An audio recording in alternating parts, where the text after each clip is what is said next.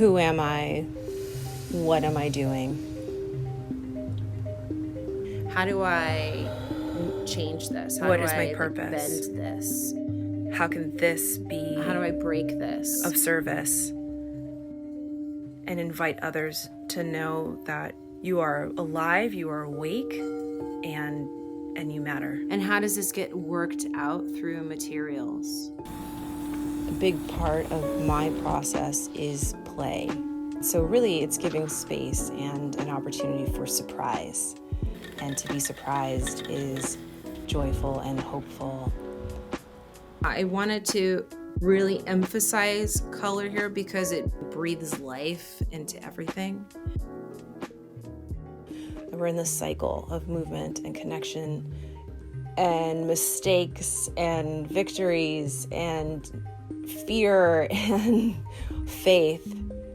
My language is abstraction. It is the language of change and the language of the unknown and possibility. It can transform and transmute and affect the way that we see, think, and feel. And broadening our view of our place, and then creating a place for self and others to be in this wild and wonderful way.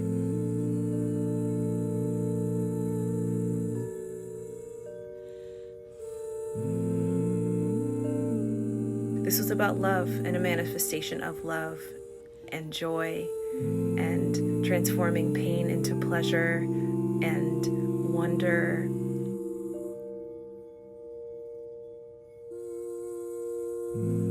Looking up and looking beyond what's known and what's now, and hoping for what can happen, especially in this time of COVID and so much uncertainty, and hoping and waiting and finding a way to create peace. And that's what we're here to do as artists, to see a way forward.